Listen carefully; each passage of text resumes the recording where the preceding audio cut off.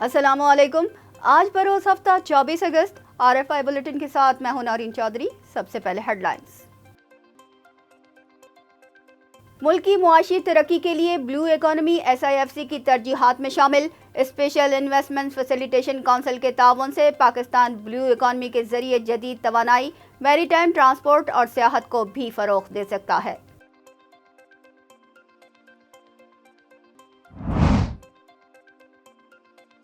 پاکستان نے IMF کے بیل out package کے لیے درکار بیرونی مالیاتی فرق کو پورا کرنے کے لیے سعودی عرب سے قرضہ بڑھانے کی درخواست کر دی۔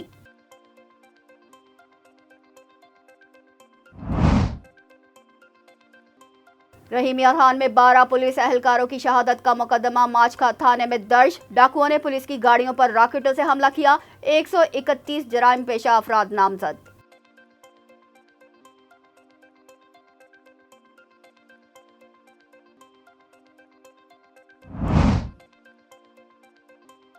ہندوستان نے ڈیم کے پانی سے کئی بنگلہ دیشی علاقے ڈبو دیے۔ بنگلہ دیش میں بدترین سیلاب کی ذمہ دار مودی سرکار ہے۔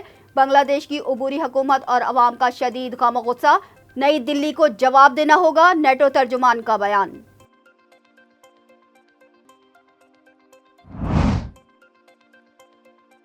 اقوام متحدہ نے پاکستان سے تعلق رکھنے والے دنیائے اسکواش کے عظیم کھلاڑی جہانگیر خان کو 1000 سال کے بہترین کھلاڑیوں کی فہرست میں شامل کر لیا۔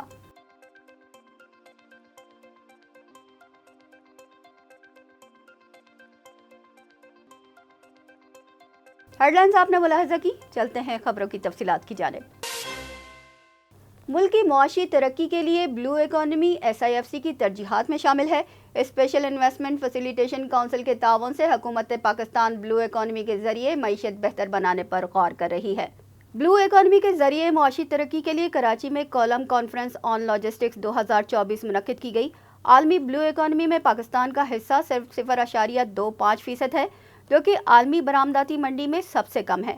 معیشت کی بہتری کے لیے پاکستان کو خصوصی اقتصادی زون کے ذریعے بلو اکانومی سے استفادہ کرنا چاہیے۔ ماہی گیری کے روایتی طریقوں کا استعمال، غیر قانونی ماہی گیری، بدعنوانی اور انفراسٹرکچر کا خستہ حال ہونا بلو اکانومی کی ترقی میں رکاوٹ ہے۔ SIFC کی معاونت سے پاکستان کو فوری طور پر جدید ترین ٹیکنالوجی اور آلات اپناتے ہوئے ماہی گیری کے شعبے کو بہتر اور جدید بنانے کی ضرورت ہے۔ میری ٹائم سیکٹر میں بدعنوانی کی روک تھام کے لیے پاکستان نے maritime anti corruption network Denmark کے ساتھ شراکت داری کی ہے۔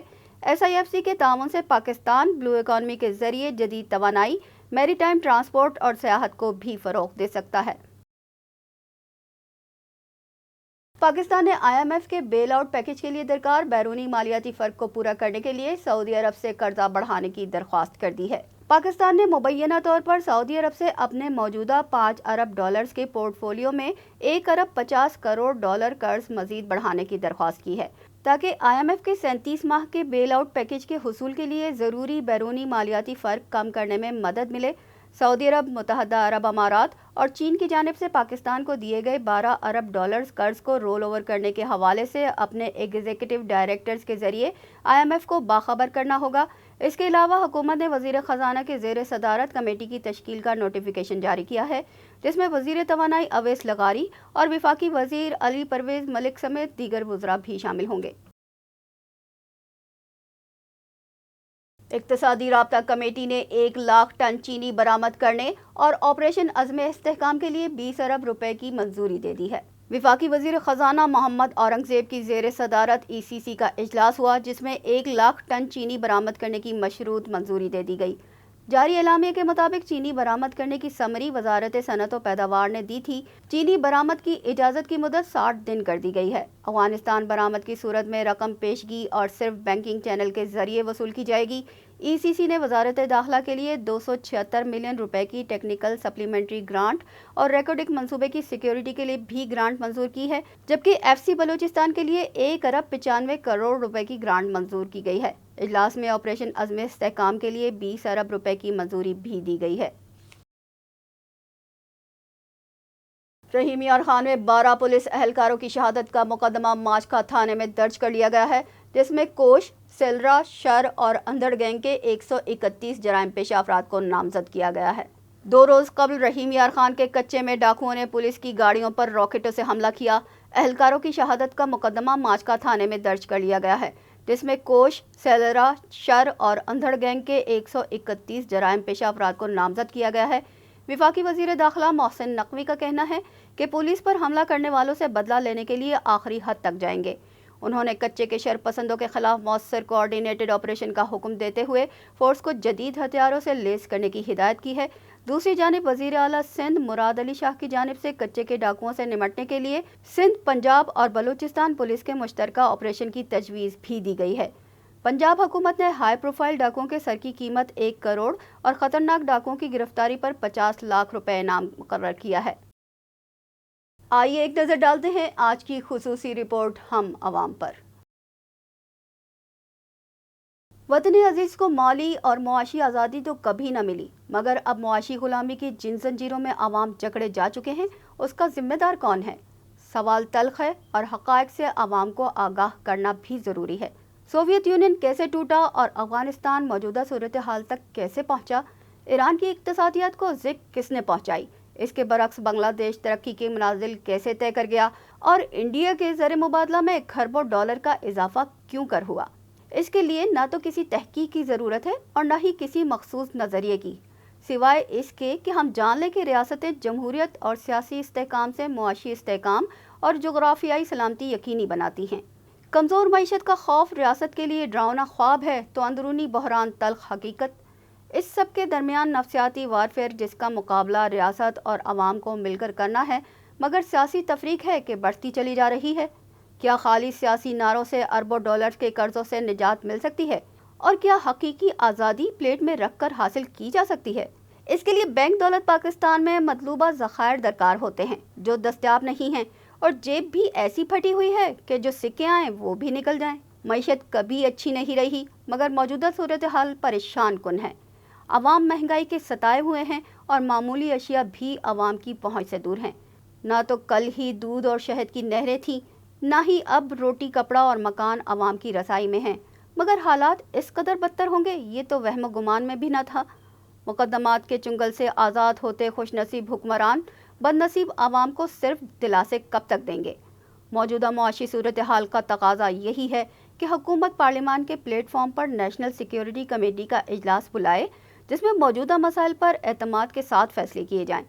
ساتھ ہی ساتھ معاشی بحران کی ذمہ داری کا تعین کرنے کے لیے کمیشن بھی تشکیل دیا جائے جو عوام کو آگاہ کرے کہ کن معاشی پالیسیوں اور کن شخصیات کے باعث آج مملکت اس جگہ اور مقام پر پہنچے ہیں کہ جہاں آگے کنواں اور پیچھے کھائی ہے۔ بنگلہ دیشی حکومت اور عوام نے ملک میں بڑے پیمانے پر سیلاب کا ذمہ دار بھارت کو قرار دے دیا ہے۔ بنگلہ دیش کے 6 اضلاع میں سیلاب سے تقریباً 18 لاکھ افراد متاثر ہوئے ہیں، جبکہ اب تک 15 سے زائد ہلاکتیں ہو چکی ہیں۔ بنگلہ دیشی شہریوں کا مودی حکومت پر شدید غم و غصے کا اظہار کرتے ہوئے کہنا ہے کہ سیلاب تری پورہ میں دریائے گمتی پر ڈمبور ڈیم سے پانی چھوڑنے سے آیا ہے۔ حکومتی مشیر کا کہنا ہے کہ بھارت نے اپنے ڈیموں سے پانی چھوڑ کر بنگلہ دیش میں مصنوعی سیلاب پیدا کر دیا ہے، جس کی وجہ سے 8 اضلاع میں 30 لاکھ افراد اب تک پھنسے ہوئے ہیں۔ تاریخ میں پہلی بار بنگلہ دیش کا پورا جنوب مشرقی خطہ بدترین سیلاب کا سامنا کر رہا ہے، جس سے لاکھوں لوگ متاثر ہوئے ہیں۔ عبوری حکومت کی مشیر ناہید اسلام نے کہا ہے کہ ہندوستان نے بنگلہ دیش کو پیشگی اطلاع کے بغیر ڈیم کھول کر غیر انسانی رویے کا مظاہرہ کیا ہے۔ امریکہ میں نیٹو کے باضابطہ ترجمان نے کہا ہے کہ بھارت کی وجہ سے بنگلہ دیش میں سیلاب آیا ہے، جس کا جواب ضرور لینا چاہیے، جبکہ بھارت نے اپنے روایت برقرار رکھتے ہوئے تمام حقائق کو نظر انداز کر کے اس الزام کو بے بنیاد قرار دے دیا ہے۔